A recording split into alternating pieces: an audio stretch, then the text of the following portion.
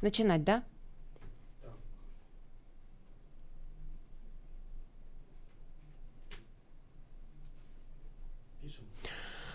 Здравствуйте, дорогие друзья! Меня зовут Ангелина Давыдова. Я экологический журналист, редактор журнала «Экология и право» и наблюдатель переговоров ООН в области изменения климата. С вами вновь программа «Экологика».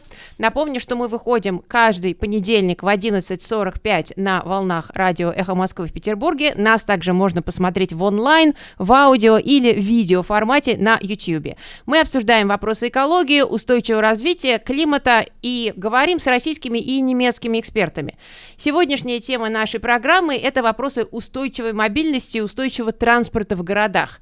Города растут, города меняются, меняются наши запросы к тому, каким должен быть транспорт, каким должен быть общественный транспорт, но также к тому, какими должны быть транспортные системы в городе в целом. В последние несколько лет мы видим, как расширилось количество участников дорожного движения, в том числе в российских городах. Появляется все больше велосипедистов, людей на самокатах, люди начинают предъявлять новые требования к качеству и безопасности окружающей среды. Можем ли мы снизить количество автомобилей в наших городах, особенно тех автомобилей, которые работают на бензине или дизельном топливе? Каково будущее транспортных систем в городах? Об этом всем сегодня мы говорим с нашим гостем, экспертом из Германии. Это Фредерик Рудольф, он представляет институт в Вуппертале. Это институт, один из ведущих исследовательских центров Германии по вопросам экологии, устойчивого развития и климата. И Фредерик как раз исследователь рабочей группы по вопросам транспорта и вопросам мобильности. И мой первый вопрос к Фредерику будет как раз следующий. Как сейчас меняется понимание того, для чего и как должна существовать транспортная система в городе? Какова будет транспортная система в городах будущего, как меняется городская мобильность и почему вообще теперь мы используем слово мобильность, а не слово транспорт? So, Frederick, I've already said the question in Russian, but I will repeat it in English, so straight away after this you can start answering. So, I've introduced you, and my first question is, so what is the current understanding of what urban mobility and urban transportation should be, and what changes do we expect in future, and why is it also that we say mobility now and not transport? All right, thank you for this very interesting question. I mean, I would say sustainable urban mobility pretty much, urban mobility pretty much defines reducing private car usage. So we do know that all over the world there is increasing trends of car usage, stagnating in industrialized countries and ever increasing in emerging economies. But I think in cities, there is some difference. There is a lot of ambitious cities that know that if you decrease the usage of car driving, you will increase the livability, making cities healthier, reduce air pollution, reduce noise, have more space for other purposes. And in cities, there's also the possibility to use alternatives to the car, like public transport, like cycling, walking, so the non-motorized modes. I would say this is a trend that lasts also for the future. There will more cities realizing the benefits of sustainable urban mobility, the benefits of non-motorized transports for the cities. Obviously, always changes will take place. For example, I expect a lot of automated driving, which may also a little bit counterproductive, because automated driving is a way of increasing the comfort for taking the private car. So probably the private car will benefit from that, but in general, I think in the future, yes, less cars, more active modes. Thank you. And I will say my next question in English first and then in Russian. And my next question is, what about electric vehicles and car sharing? Do you consider them to be sustainable mobility practices? And do you think this kind of practices and this kind of technology will expand in future? Спасибо большое за ваш ответ. Мой следующий вопрос связан с вопросом и аспектом развития транспортного сектора, который называется каршеринг. В последнее время во многих российских городах запустились программы каршеринга, и, насколько я слышала, многие специалисты в области транспорта также называют это экологически устойчивой практикой. Что вы думаете об этом? И второй вопрос, также связанный с этим: электромобили. Опять-таки, производство электромобилей, их потребление во всем мире растет, в России пока медленнее, но, тем не менее, я думаю, что мы также будем там. Очень многие автоконцерны уже объявили о планах производства только электромобилей к какому-то году, и в том числе немецкие автоконцерны. Насколько вам кажется, и электромобили, и каршеринг являются экологически дружественными практиками, и насколько они будут широко представлены в будущем? If you want to tackle the climate crisis in the mobility sector, you have to reduce energy demand. Electric cars are a way to reduce energy demand, and so is car sharing. Electric mobility is very important for us because the electric motor, it has a higher efficiency than the internal combustion engine, first. And second, you are able to use electricity, obviously, which means electricity can be used from renewable energy sources. So basically, in the far future, if we only rely on renewable energies, electric mobility may be carbon neutral. At the same time, we know that we have to cut energy demand from car usage in general, because we cannot build renewable energies so fast and so entirely in the whole world to really drive with electric vehicles. Everybody in the world wants to drive a car, and that would increase the demand. So that's not sustainable. So the second solution is not only switching to electric mobility, but also reducing private car usage in general. I already mentioned that usage of non-motorized modes is a possibility, at least in the cities, so that reduces demand as well.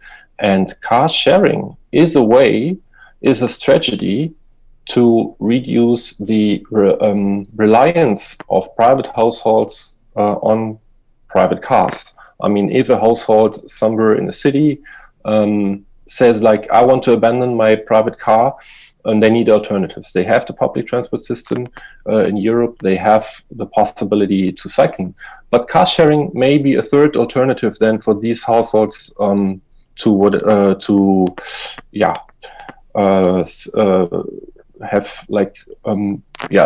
stick with the demand they have for mobility.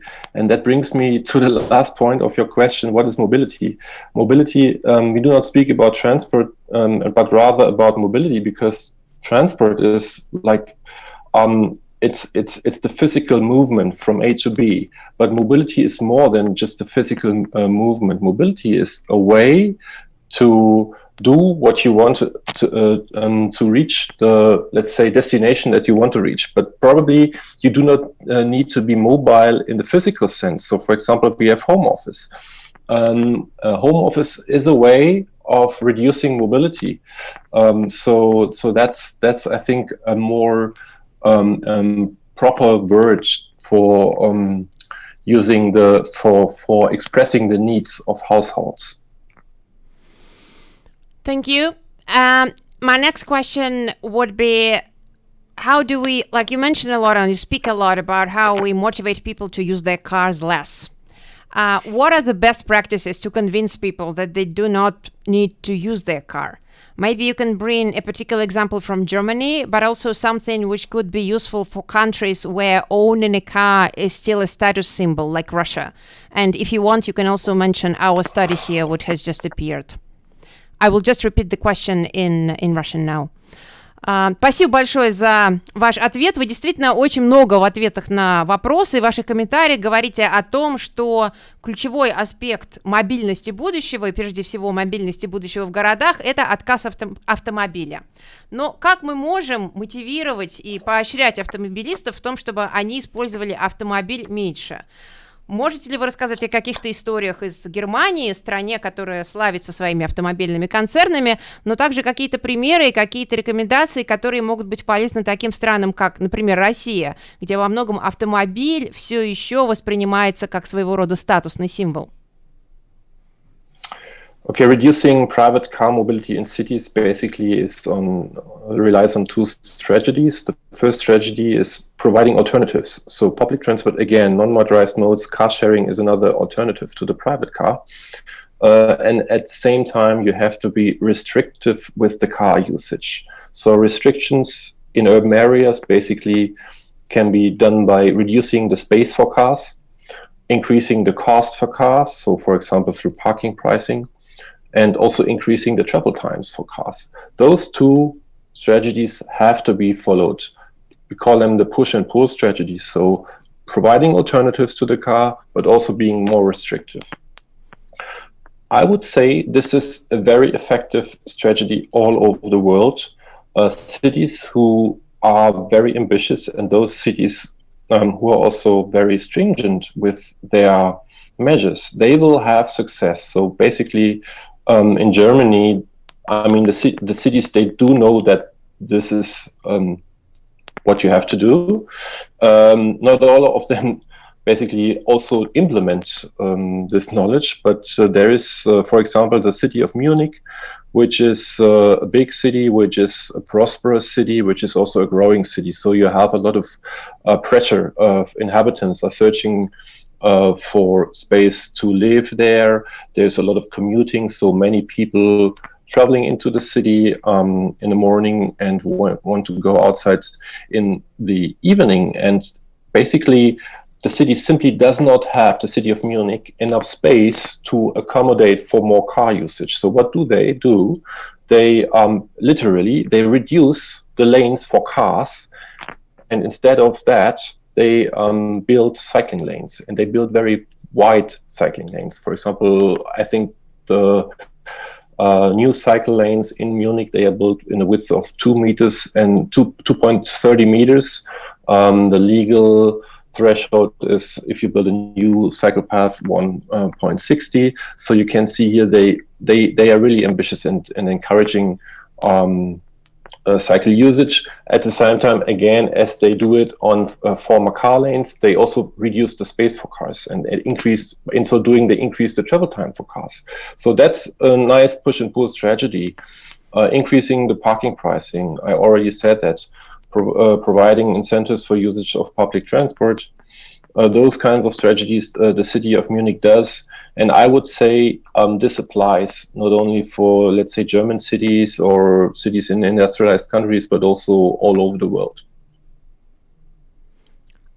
Thank you. And I mean, we didn't mention, I don't know if we want to specifically mention our study, but we can also mention it. I can mention it in the comments, so that's okay. But I would like to ask the last question now, because we're almost, our time is almost gone, as it usually happens in radio. Yeah. One question, yeah. Angelina. Yeah.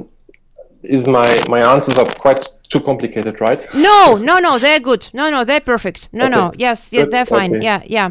So my last question would be about like smart and new technologies. Are you aware of any new like smart urban technologies which could help us build a more sustainable mobility in cities? Maybe something which, I don't know, redirects traffic, or something else like smart city lights, or smart like something like this, and maybe a few examples from Germany. And I will ask the same question, and if you can maybe answer shortly, that would be good. Спасибо большое. Действительно, вы прогнозируете очень важные перемены, которые зачастую из российского контекста, из российских городов пока не так видны. Но в любом случае и здесь мы уже замечаем большой спрос, в том числе и на велодорожки, появление довольно большого количества велосипедистов, самокатчиков и очень многих других новых участников дорожного движения, а также, безусловно, запрос на большую безопасность и большую дружелюбность городской транспортной среды, то есть среды как раз той самой устойчивой городской мобильности. Но, безусловно, вопросы городской мобильности, вопросы ее создания и управления – это не только вопросы того, кто в ней участвует, но также вопросы того, как управляются эти городские системы. Расскажите нам, какие новые технологии появляются в мире и появляются в Германии, которые бы помогли нам более экологически дружественно управлять транспортными системами в городе или системами устойчивой мобильности в городах сейчас и в городах будущего? I would say digitalization brings about a lot of opportunities to increase the comfort for the mobile user to use public transport or to use alternatives to the car. So we call it mobility as a service. You click on your smartphone, you say, I want, to travel from A to B, which kind of public transport means, which kind of transport means in general I can use. How long does it take? How much does it cost? Those kinds of questions, they are being answered immediately nowadays with the use of those mobility apps, and it's quite convenient. I mean, you just click. You have 3 clicks on your smartphone. You have a ticket, only one ticket, which you need to buy from origin to destination, and I would say that's something that brings about more comfort, that increases the comfort level for alternatives to the car, which is important, which is an important factor. So there's we already mentioned car sharing.